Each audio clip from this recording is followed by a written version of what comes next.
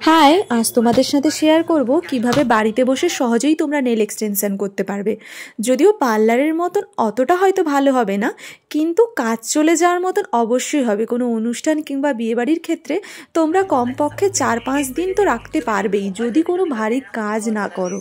এই যে ফলস নেলসগুলো, এগুলো আমি ফ্লিপকার্টে অর্ডার করেছিলাম। এখানে 100টা নেলস আছে আর এটা 200 রুপিসের মধ্যে হয়ে যাবে, তবে গ্লুটা আলাদাভাবে কিনতে হবে।